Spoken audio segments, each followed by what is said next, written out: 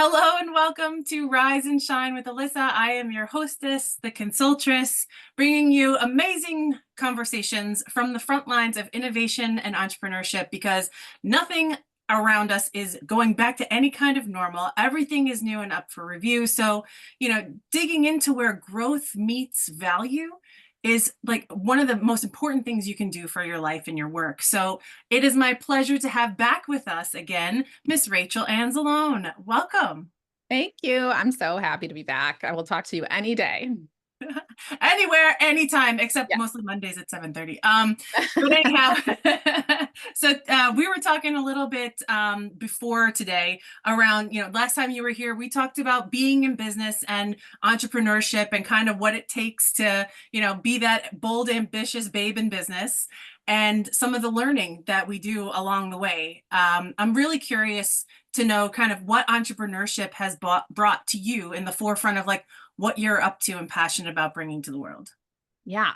So one of the things that has been really present on my mind recently is just a recognition that we live in seasons that like we are, as much as we like to pretend that we are machines and we can just go, go, go, go, go all the Yeah. time, we are in fact not. We're part of nature, that, our bodies need seasons, our businesses need to roll in seasons, and that we have like having an awareness of what the season is that we're in is really important. And so I've been in a season for the last couple of years of incubating and doing a lot of behind the scenes stuff. And part of that has included investing and learning some additional skills and connecting with some new communities. And I was at an event in April or May where I just had this light bulb moment where I realized that I wasn't thinking big enough. I found myself in a room with people who were thinking way bigger than me. And I realized that there was no reason that I couldn't also be doing what they were doing, except that I just hadn't considered it. And that just being in that energy just kind of blew the lid off of my own expectations for myself. And so I'm thinking a lot about that these days. Oh my God, right? And so I just want to like highlight and applaud you for saying, incubation and investing in new skills. I did not hear you say I bought a bunch of programs. Right? What No. I'm like hearing out there in the marketplace is people saying, I bought this package, I bought this program, I bought this course, and I find myself back still in the same space. And I think it's really important what you said about like surrounding yourself with people who are, don't be the smartest person in the room, but surround yourself with people who are moving and shaking and Yeah. people who are doing and up to big, important things. So investing in new skills does not equal buying a course. It involves like investing, like, I love that. Because to me, entrepreneurship plus investment mindset equals freedom. Like Yes. you're giving yourself an upgrade. Yeah. Oh my God. Yeah. So I'm currently working on my own sort of planning for the next quarter for next year.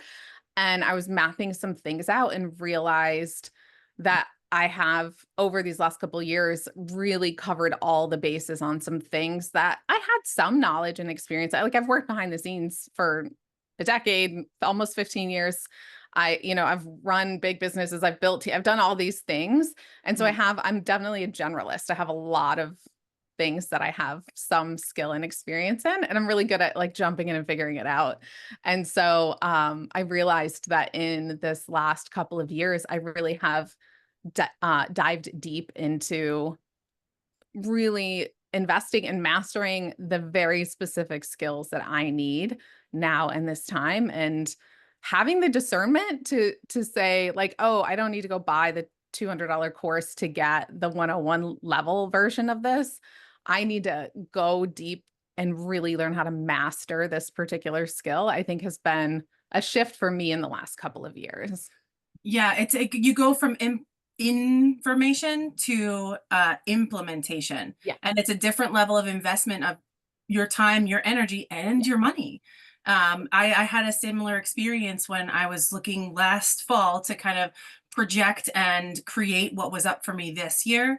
And there were courses and programs available that were being marketed, that were hitting my inbox, that drew my attention. But I know me. When I join a collective, I want to join a collective for community and like joint venturing collaborations.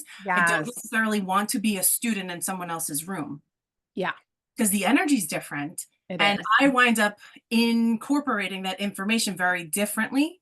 Like it's like that feeling of, you're having your sensei and being in a dojo.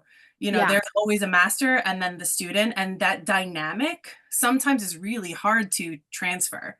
So I too went and, hired the expert who could give me perspective on where I am today and whittle out all the places where I should not focus Mm. that may have been in the entire broad program. But I upped the ante, upped the investment, and got exponentially more value. And I was more committed to the action because I was willing to partner with the expertise, not stuff more information in my ears. Yes. And so many of these things, I feel like it really comes down to just implementing and practicing, iterating. That you mentioned growth mindset, not being afraid to be bad when you start, which was a whole learning for me launching my podcast this last year was like, oh, I'm not new in business, but I sure am new at podcasting. And this is really uncomfortable and it's not going to be great. It's going to take some time to get to that place.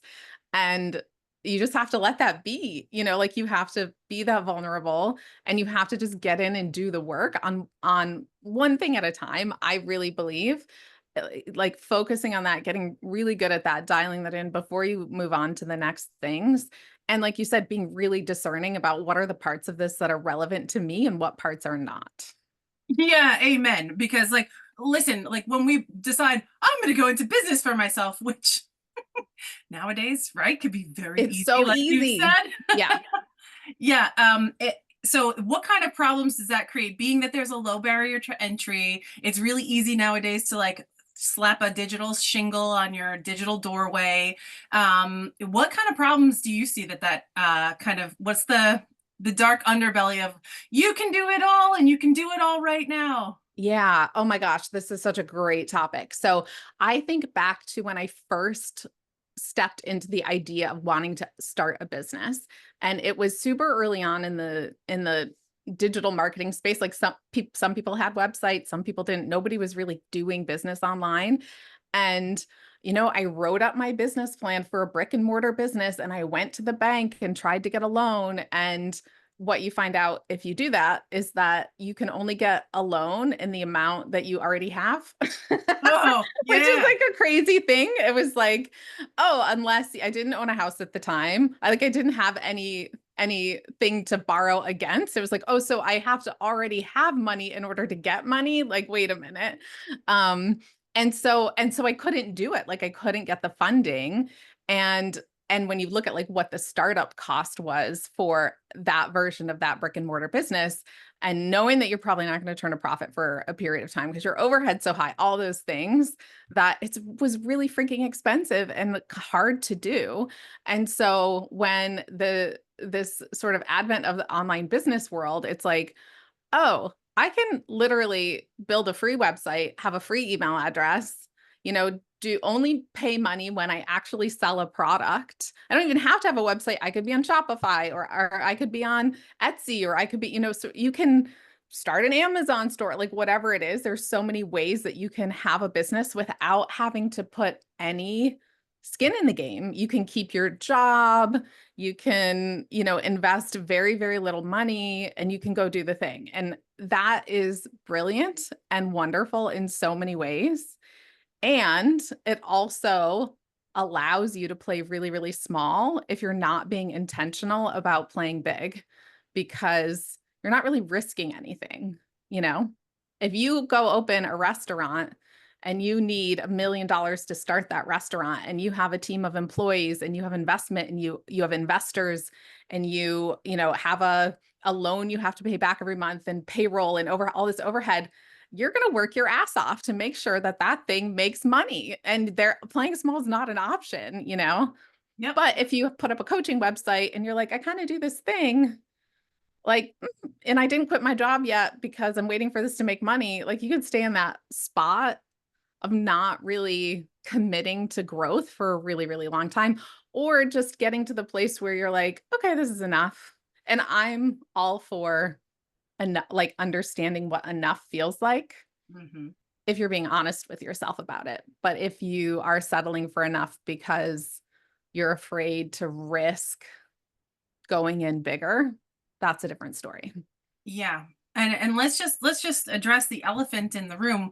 Where there is no risk, there is no reward. Mm, When you don't put your money where your mouth is, or you don't invest your blood, sweat, and tears, the results or the repercussions are kind of negligible. There's no responsibility in it. yeah. And that's the part that I think is very unfortunate for as wide open as joining the business world is and all the myths that we get told about, you need a website, you need a marketing team, you need a social media person, blah, blah, blah, blah, blah, blah. Um, it's not what you really need to have a business. To Yeah. be in business requires much more than having a website or a Shopify and then saying, all right, well, I'm going to third party these things. Like, there's so much more to being in business than what we see on the surface as doing business. Yeah. Okay, so you mentioned this previously, the difference between, what did you say, doing business and Yeah. being in business? Am I saying Yeah. that right? Okay, Yeah. tell Yeah. me So what you mean by that. Mm. it's basically it's an identity shift. Yeah. When you decide to open a business, yes, there's a whole lot of logistics out there. You do have to get the business plan and figure out what it is that you're adding value to the world for the compensation of earning revenue, right? That's like bottom line, you have to have something of value to be in Yeah. business, right? Like, duh. And like being an entrepreneur Mm. is altogether different than operating some kind of framework. So a lot of people, when we think about business or when we start out going on the grand pursuit of, opening a business, we think about what is our strategy, how are we going to implement that, and maybe some metrics, and what are we going to market, etc. But what oftentimes gets like shoved to the back of the room or ignored altogether or assumed that it is unimportant is actually the identity piece of how are you showing up? Who Yes. are you becoming? And Ugh. opening a business is like the most courageous effort in self-development that ever was invented. Yeah. Yeah. So that identity shift happens every time you declare a new level of growth, whether it's starting your business, pivoting a business. It is more of a requirement to address who you are, what you're going to become in the pursuit of this growth, because growth is not for wusses. It is like super friggin' confronting. It can be daunting if you don't have the right people around you to help you make decisions in areas where you need to train up, you need more skills, or you need more perspective. So the being part of business is actually the foundational piece that makes the meaning of what doing business does. Yes. Oh my God, this is so brilliant. So one of the realizations I had somewhere along the way here in my incubation, in my incubation phase, my time in the cocoon, is that I had a habit of treating my clients' businesses with way more respect than I was treating my own. Ugh, that was the punch in the gut when I realized that. I was like, oh, I would never postpone or put off or just sideline something or like put something down and not come back to it for a year in one of my clients' businesses. That is unthinkable. And yet I could look at my own sort of stuff and be like, well, I wanted to do that, but then I got busy with this other thing and I didn't. And Mm, so yeah, why, it's that and learning to embody the mindset, not just of a consultant, because you're a consultant, I'm a consultant, there's a lot of people in that realm or, service providers, coaches, et cetera, but not just embodying that work that we're doing, which we're really skilled at. Otherwise, nobody would be paying us, right? yeah. But also embodying the entrepreneur who has a vision and goals and things they want to accomplish for themselves and an impact that they want to have and is committed to investing in their own growth and the growth of their business, not just being really good at the thing they do. They're two separate things. Yep. Being good at what you do and being good at running a business and being an entrepreneur. Yeah. And that's the thing I think we are just like opening the conversation on, because when you get in motion to be an entrepreneur, or you take on an idea, it's like, oh, this could make a lot of money. We often don't consider ourselves as the resistance, or we don't consider ourselves as the bottleneck or the roadblock. But guess I'm what? like 100%, 100% of the time, we are the problem. Yes. Yeah. Which is why training your mindset to like go from expense mindset, which is like, I'm going to go buy that course, to investment mindset. Like, I'm going to go seek out a partner or an expert to help me craft this. So like I talk Yeah. about my simple methodology to consider all of these things as a holistic way to look at business. You're going to have your strategy and the implementation, because if you're not implementing strategy, you also don't have a business. And if Yeah. you're not measuring the implementation of the strategy, you're also not in business. You're wishing, and probably bleeding cash. But beyond those pieces, there's the people end. Simple people, partnerships, leadership, and empowerment. If you're not constantly developing this, doesn't matter how good you are at that, these are Yeah. what really makes it tick. The people you hire, the structure you put in place, the trust and the culture that you develop inside of what it is to receive the value from you or your business, whether you're Yeah. selling widgets or wisdom, right? So the back end of this acronym is really, like I start to say about like having an iceberg, it's really like the 90% below the water surface. Yes. See Yeah. the final product and need that website and all of the ads and whatnot. But if you don't have the bulk of it, and you don't know that you're going to be tested and confronted, and you're going to need people that you can trust to help you craft and pivot. Being agile in today's age of disruption is a requirement. Yeah, absolutely. Okay, so two things you said. One is what I hear you describing is the difference between being a self-employed coach, consultant, service provider and being an entrepreneur. And they are two different things, right? Mm. Whether you build a business where you have a team and you're scaling or not, even if you're the one who's actually executing the coaching, consulting, or service providing, that's a separate conversation. And that I think comes back to the enoughness, and like what's the right size business for you. But you can be the coach, consultant, or service provider. And also, if you have an entrepreneur mindset, you have a growth mindset, that is very different from just saying, I'm going to consult and I'm going to make 70,000 a year and I'm happy with that. And I'm just going to go do that thing. Being an entrepreneur is a completely different experience from that. Yeah. Yeah. Say more, because Yeah. I feel like you're singing my song now. I know. I'm gonna I think take notes. I just repackaged what you said. What the other thing you said, forgive my middle-aged brain. The other thing you said was, no, I don't know. It's gone. I'll think of Iceberg. it. I was like, there's two things, but I only remember one. So Let's we'll just see. let's just honor the brain for a second, because Yeah. sometimes we have this assumption that we are super powered and that we are immortal. And I've had to come to Jesus on this a bit myself, that like I do not have unlimited hours in a day and I don't have Yeah. unlimited bandwidth. I'm really starting to find that I have to be much more careful nowadays than I've ever been before, as I grow, as I become more successful, and as I age, that my wheelhouse is becoming more crystallized. And Mm. what I eat, how I focus, like everything has to do with me showing up in my best performance. So it's no longer limited to how smart I am or how often I have exercised something. It really is about how I treat myself as a whole that allows Yeah. me to be able to perform.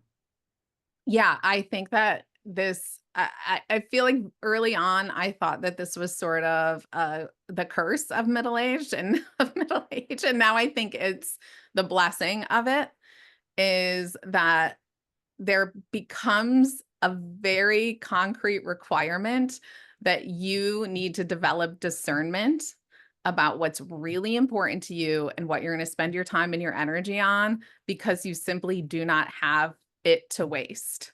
And some people, I think, that hits them at 40, some at 45, 50, it's 70. It doesn't matter what age it is, but there's this point where you go, okay, like no more fucking around. Yeah. Like it's time to get it done. And if I'm gonna get it done, I have to be so clear on not allowing myself to be distracted by anything else. And not, I was saying this before we started recording, not like, oh yeah, I feel a little cruddy today because I had a couple too many cocktails last night. But now it's like, that's not even an option. That comes off the table, to not take care of yourself physically because, when you're whatever age, I'm 46, if I don't take care of myself to the absolute best ability that I can, I feel it immediately.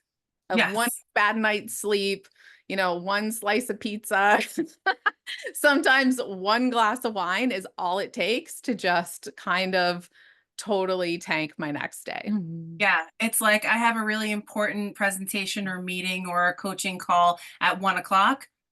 I have to make sure that I don't go and have a sub for lunch. Yes. My Yeah. ass better be eating a salad Yes. with clean protein because like again, that it provides peak performance. Yeah. So I'm not like all holistic, like you're being and you're doing in business. Yeah, and your life. Yeah. You can't show up better for other people than you do for yourself, which brings us back to what you were talking about before about, it's a good reflection tool when we see ourselves treating other people's businesses in our line of work and or in our service better than we're treating our own. Yeah. And, it's the cobbler's shoes. It's a very easy trap for a lot of people to fall in that you have to be very vigilant about not creating that same environment for yourself. Yeah. So, And I think that a lot of the people that we surround ourselves with, based on the industries that we're in and the work we're doing, how we're actually trying to be of service to people, to be out of integrity with those things ourselves. It's not just the cobbler who like didn't have time to make his own shoes. It's like we are passionate about the thing that we're trying to change or improve or the impact that we're trying to have.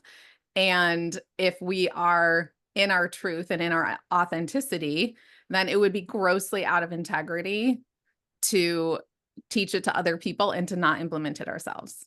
yep, Yeah. it's I go first.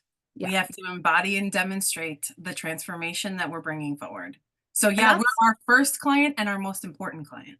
I think that's one of the big differences I see now in the entrepreneurial space than previously. And I think there's sort of a divide happening. There's like a sifting.